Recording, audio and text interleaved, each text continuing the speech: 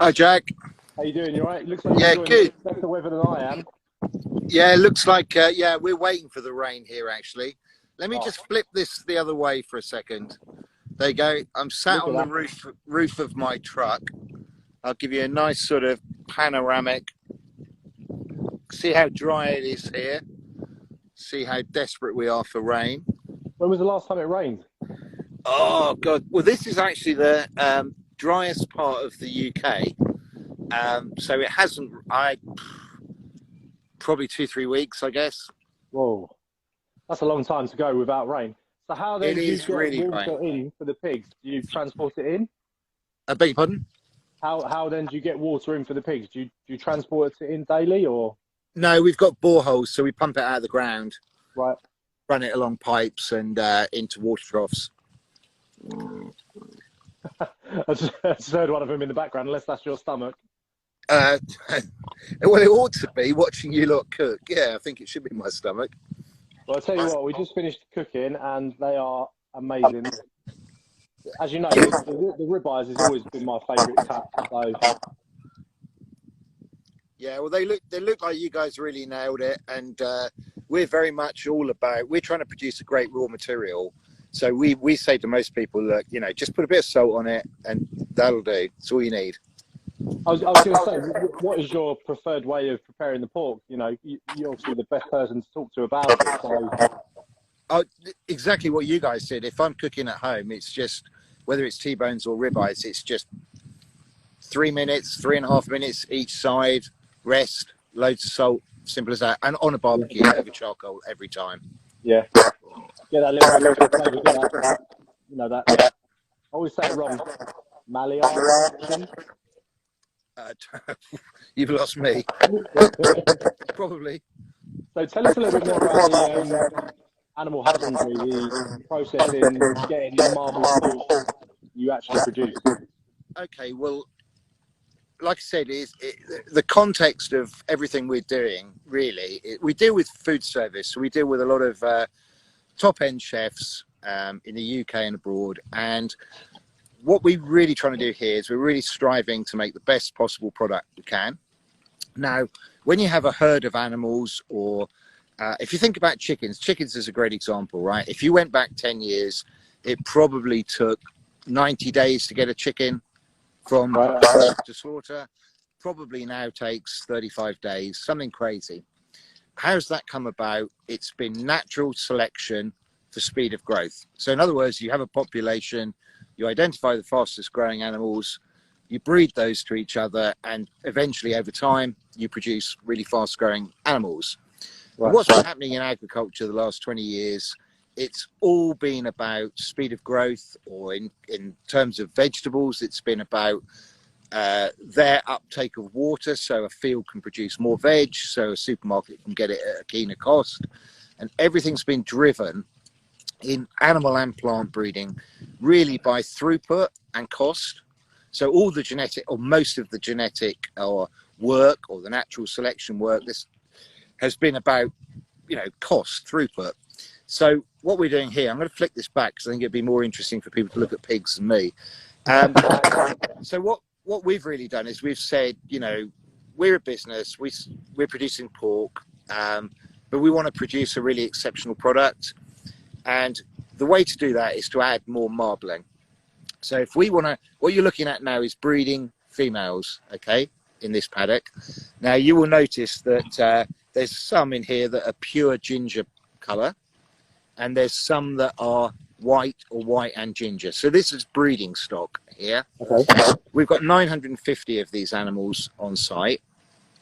The pure ginger ones are our Suffolk Reds, and the white or white and ginger ones are 50% Suffolk Red, 50% Landrace. So what we're doing, we're basically running a program. We've got about 200 pure Suffolk Reds at any one time, females. When you run a breeding program with females, you don't want too many of them getting too old, because that'll affect your breeding program, obviously. So we have to replace half of the breeding females every year. So we're running sort of 200 pure Reds. Those animals we will breed pure. So we have about 25 boars at stud. we measure the amount of intramuscular fat or marbling in the live animal. So we've got some software and a scanner from America. It was designed for the American beef industry. So basically you can scan a live animal, identify the level of marbling. So you can give the animal a figure. So when we make a breeding decision, so we're looking at we're talking about the pure ginger pigs in here. Right. We look at the animal's marbling score. We will then look at the animals or the males that we have in stud. We will make sure there are no issues with interbreeding. So we have to be very careful as we're running our own program. We will breed the most marbled to the most marbled. So obviously what you're hoping to do is each generation you push that on a little bit. You can't beat the speed of nature, so it's a slow process. So our pure Suffolk Reds that you see, we're improving the marbling in them about 15% year on year. We then cross some of them with a white pig to produce what you can see now, a 50-50 breeding animal. So anything that isn't ginger. On our left. Yep, anything in there that's white. I mean, a lot of them are covered in sand at the moment. And then we would breed that animal back to a pure Suffolk Red. So what you were eating today would have been 75% Suffolk Red. So the whole idea with the breeding program is we're not chasing speed of growth. We're not chasing output. We're not chasing born alive, which is standard sort of traits that people would chase all around the world. We are purely chasing intramuscular fat here. So that's the goal. And roughly how many piglets do you get from a litter? Well, quite interesting. When you look at commercial pig farms, and they're using breeding stock that has been selected for high output, so big numbers born, you'll find plenty of farms in the UK and Europe where 14 to 15 born alive piglets would be the norm. With our pure Suffolk Reds, you always get, so we're talking about the ginger pigs now, when we breed the animals pure, you don't get the effect of something called heterosis. So when you introduce two different breeds together, you get something called heterosis, which gives you a lift in production. But our pure Suffolk Reds, they probably average about 8 pigs born. When we introduce some white pig into what we call the parent, so the white pig you can see here, who's half Suffolk Red, half landrace, we've introduced a little landrace just to push the figures up. We will end up with about 11 born alive. So as a farm, output from our herd would be nothing like what it is in terms of commercial herds, but in terms of taste and flavour, it would be completely different because that's what we're selecting for. Right. Okay. And I'm not being rude by saying this. Your pork is really reasonably priced. So if you was buying it as a consumer, there's no difference really to buying it from the supermarket. Yeah, I mean, our goal, it costs us more to produce it. It's outdoors, but it's not necessarily, if it costs more at farm level, it doesn't necessarily translate into huge cost, or shouldn't at retail. But our goal is quite simple, Jack. I mean, we love pig farming. It's what we do. The team I've got here is a fantastic team of people. But what we want to do, we're looking after animals. We're doing it to the best of our ability. We care deeply about the animals, but we know they're going to go for food. We know that people are going to cook them in restaurants. People are going to cook it at home. We just want to deliver the best possible experience we can. And when you look at pork, like Hilary was saying earlier, there's some most pork's just been bred for output. Yeah. So a lot of it's quite indifferent in terms of taste. So you start selecting for intramuscular fat, you massively improve the result for people, and that's what we want, I mean, if you were to give somebody some advice, if they're going to select some pork from the supermarket, say, what should they be looking for in their pork? Well, it's really interesting. When you should pick the most marbled piece of meat you find. We're running a program here to make marbling.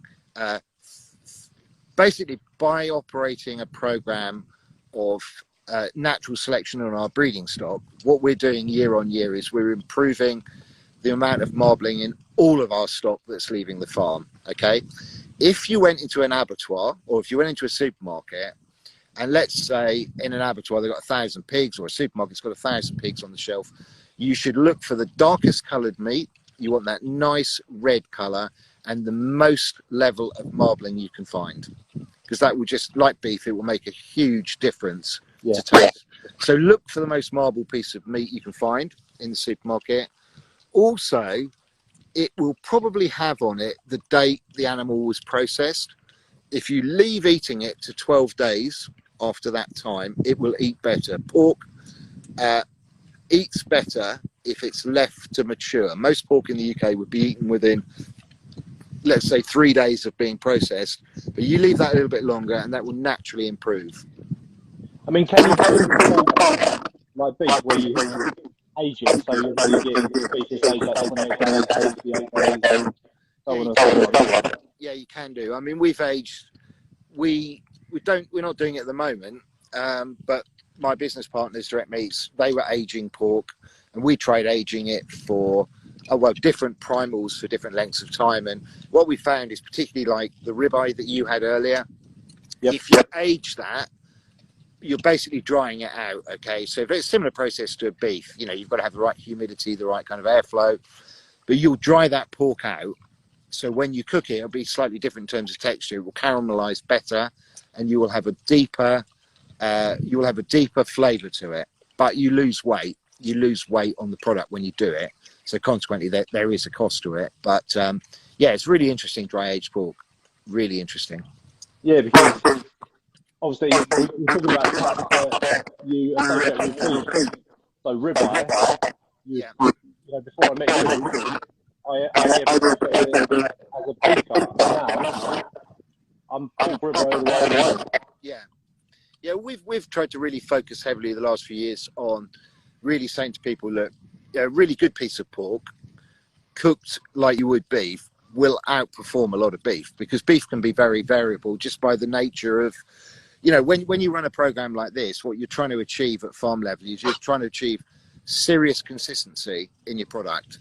So because we control the breeding lines, because we're controlling the IMF, when you buy beef, the farmers tend to be quite small, you know, the number of animals they're producing. There's a lot of different breeds involved. So beef can be tremendously hit and miss as to whether it's good, it's just okay, or it's phenomenal.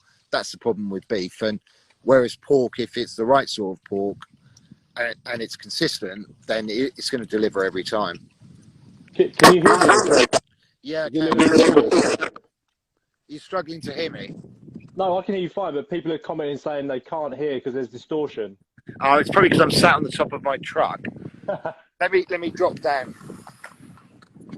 I mean, that seems to be better now. I can't hear it in my headphones. Yeah, it's purely because it's tiny bit windy down here. Right. So that will That's a lot better. Anyone listening, I apologise for that. But you know what, Mark? Like something, when I met you a couple of years ago, there's something you told me that always has basically stuck with me now, and has basically like paved the way that I treat my meat and how I look to, you know, buy my meat for demos and, you know, for the home. You told me there's 3 types of farm. There's a farm where the animals are scared of the farmers, where, you know, that's bad meat. There's a farm where the animals pay no attention to the people that farm them and are pretty nonchalant. Or there's a farm where the pigs are happy to see the people, because when it comes to like animal welfare, that's like a big part of it, isn't it? You know, like we're all meat eaters, but you know, you see these videos online of, you know, pigs and animals being mistreated when they are taken to slaughter. And that's the one thing that stuck with me when I met you, and why basically I use Dingley Dell for all my demos and for home cooks. Yeah, no, you're absolutely right. I mean, it's quite a task looking after animals. You know, it never stops. There's always something. There's always someone doing something you don't expect them to, or you don't want them to do. But when you start saying, you know, the fundamental question is, if we're going to eat meat, and a lot of us do eat meat, and a lot of us like eating meat, then I think we have to accept the fact that an animal is going to give its life for us to have that meal. And I think we have to show some respect by being careful about what we buy. So not supporting poor systems, if you like. And like you just said, my mantra here, it is very much, you know, if people say to me, what is animal welfare? It's human animal interaction. So it's respect. It's about, you know, whether the animals are scared of you. If they're scared of you, it's not you don't have a relationship. The stockmen don't have a relationship. So it is about calm animals, nurturing environment, and just a good relationship. You know, it's how it should be. And people massively appreciate that. And I think that there's a big disconnect between how we perceive our meat. You know, everyone goes to the supermarket. I mean, I'm saying this, like, you know, 99% of people, we shop a little bit differently because what we do, you know, having a, like, meat shack, we do a lot of meat, cook a lot of meat for demos, you know, content and things like that. So we will look to, you know, obviously like buying it in bulk, and, you know, people like Direct Meats are doing a great job of now reaching out into, you know, the sort of commercial side of things where you can buy it as a, you know, someone at home for your family. And it's just about changing that perception of how you buy things. So, you know, you go to the shop and maybe buy like 2 pork chops, they'll cost you like £5. But if you went to yourself and bought, you know, a whole, you know, loin and had it pre-butchered, it might cost you, you know, £20. So you've saved money there. So it's just about changing the perception of things. So are you finding that is happening now? Yeah, I mean, I think it's like everything. I mean, you know, we've been going, as a business, we've been going a long time, and we've only really started working with consumers recently, and probably driven by COVID and, you know, some of our markets us having a few problems with. But we've always, you know, I always get emails from people saying, you know, had your pork in a restaurant, where can I buy it? So for us to be able to do something online is great, but I just think, you know, a general awareness of, you know, what's good meat, what's bad meat, what should I look for? You know, how can I tell whether the animals have had a good life? You know, it's good, important information, isn't it? Yeah, that's exactly it. You know, not everyone has the time to, you know, order it and prepare and, you know, preempt like when they're going to cook it and stuff. So that's what I was asking about. What is a good way of identifying decent meat in a supermarket? And you know, you've made some good points about like marbling, the colour, because a lot of times you go to supermarkets, you see pork, it's pale pink, it's, you know, spotted with white, which is like, as I understand, when adrenaline is released in the killing process, and it ruins the meat. I could be wrong, but that's how I understand it. Yeah, I mean, I think you can. when you look at, if you talk to a meat scientist and you say, okay, and we're talking pork rather than beef, because beef is slightly different. When you talk about pork, you can't really influence taste by feeding. It can only really be influenced by how do you get the best possible pork. Number one, you've got to have high levels of IMF. It's absolutely critical. Intramuscular fat, marbling. So the higher the levels of intramuscular fat or marbling, the better it's going to eat. The next big thing is stress. You don't want any stress. So while the animal's growing, you want it to grow at its natural rate. So you don't want stress in terms of weather. You don't want stress in terms of disease, because if the animal's not growing at its natural rate, then the muscles aren't developing as well as they should. Okay, right. That might not have a massive influence, but it will have an influence. So you want the right kind of genetics, if you like, the right kind of breeding stock. You want the least possible stress during their time on farm when they're growing, etc. And you really want the least possible stress at an abattoir, because that kind of adrenaline that can be released if the animal's stressed will have a major impact on the meat. To be fair to the abattoir industry, they are pretty good at handling it. You know, they're pretty good at keeping the stress level as low as they can. But it's critical. You know, it is absolutely critical. Yeah, and you know what? There's loads of schemes in the UK now, like the RSPCA's got a scheme, the Red Tractor Foundation. There's all these schemes that are proponents of like proper handling of British products. So that's a really, really good thing. And I know you're doing the Million Bees product. So can you just tell us a little bit about that?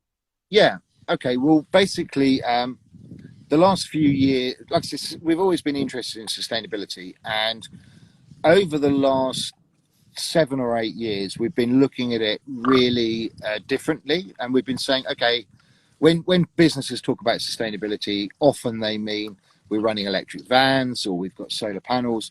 So we were saying, right, well, how does that work in the context of a working farm? Right. We're very lucky. We farm. These animals down here are on about 120 acres, so quite a large area of land. We are responsible for this land. Okay, so we were saying, how can we farm in a way that promotes nature? Because that's something tangible we can do. We're responsible for this bit of land down here. So what we've done, and I'll try not to, let me just switch it this way. So on our pig site, I won't walk away from the truck for too long because it's 50% of the land down here is down to nature. So if we look over there, if you look beyond these pigs right in front of me, you'll see a big strip running all down the field. Yep. Okay. And then if you look at the next lot of pigs over, you've then got a big strip. And if you look at these pigs here, you've then got a huge strip of land that's planted running up there. Okay, I'll just sit down here so there's no interference from the wind. So what we've done is we've took the whole land area that we keep the pigs on. 50% of it currently has pigs on. So these pigs here, you can see these guys, when we put them on there, there was plants on there. They've just grubbed the whole lot out and eaten them because that's what pigs do. So at the moment, 50% of the land has got pigs on it, of which there's very little vegetation because they've destroyed it. And 50% of the land is down to nectar mixers. So there's approximately 83 football fields worth of flowers.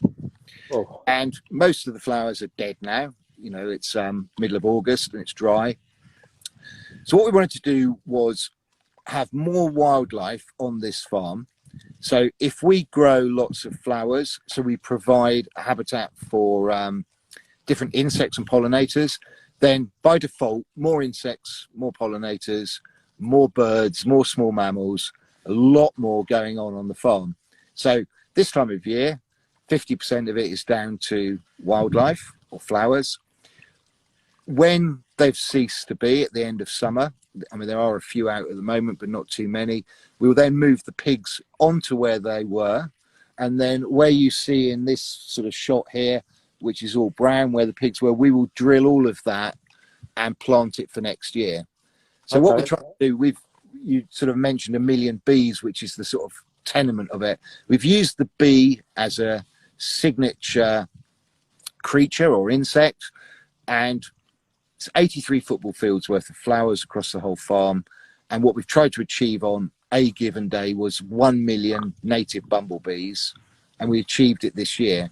And the reason bumblebees, everybody knows they're in decline. Biggest problem that bumblebees have in the countryside is there's no food for them in June. There's very little grown commercial crops that support bumblebees. So by planting a huge amount of flowers down here, we have a phenomenal amount of bumblebees in summer, particularly June.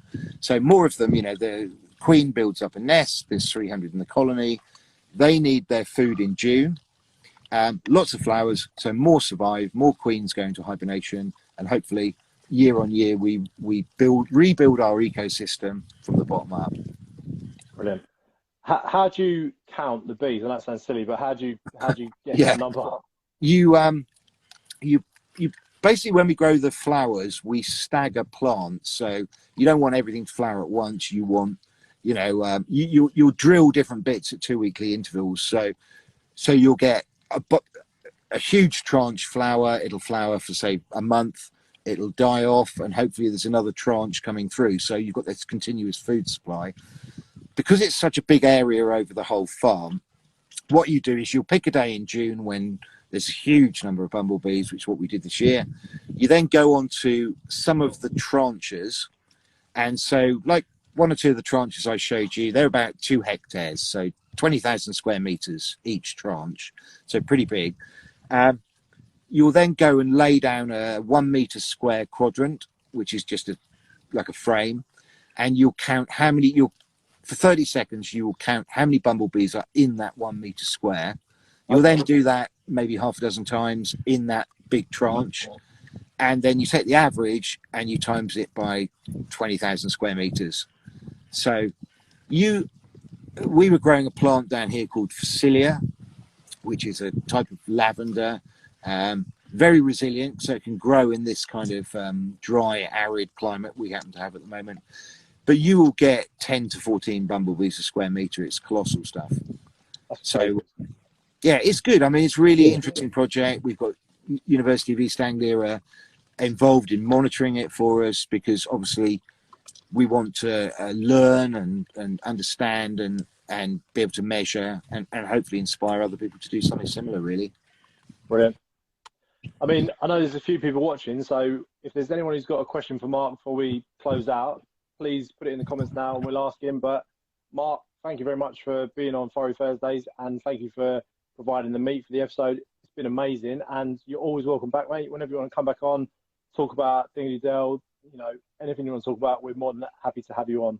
Brilliant. Thoroughly enjoyed it. I will leave you with some pictures of a nice Suffolk red rather than myself. Brilliant. But yeah, mate, thank you very much. And yeah, I'm going to enjoy my pork now and another glass of pig fizz. Brilliant. Thanks, Jack. Someone's just asked quickly, Mark, what's the average age and size of a pig before it's sent to slaughter? Average age would be around just over 6 months old, and the average size would be about 100 kilos. That's big. Yeah, and the one we're looking at now, I mean, these are breeding animals. She would be probably about 180 kilos, I would say. Whoa. That's huge. Like, I know it's funny, people think pigs are pretty small, don't they? But that's massive. Oh, they're pretty big, and I mean, they can lift 4 times their own body weight. So yeah. quite an old animal, quite an old breeding sow could touch 300 to 400 kilos. So she's capable of lifting over a ton. Wow. Yeah, I mean, I've cooked some of the, like, I've had your shoulders, I've had like all these different joints, and they are massive, aren't they? Like, you know, you get a pork shoulder from like a normal butcher's and it's pretty tiny. The one I had off you was like humongous. So yeah. Let's give you a little close up. Hello, Gil. Come on in. There you go. He said exactly as you said. Like, you know, they're happy to see you almost. They're not running away. They're pretty sort of. Oh, they're all coming to say hello. Look. Yeah, say hello. Yeah, look at that. Awesome. Well, Mark, what a great place to end. Thanks for, you know, being on the Afterburn, and thanks for providing the meat for the episode, and the charcuterie is amazing. So yeah, wicked. Thanks very much, and thank you to anyone that's listened and looked. Thanks for taking interest. That's it. And if you want to order some of Dingley Dell's pork, head over to directmeats.co.uk and get yourself some. It's amazing. You won't be disappointed. Cheers, Jack. Later, Mark. Take care. See ya. Bye.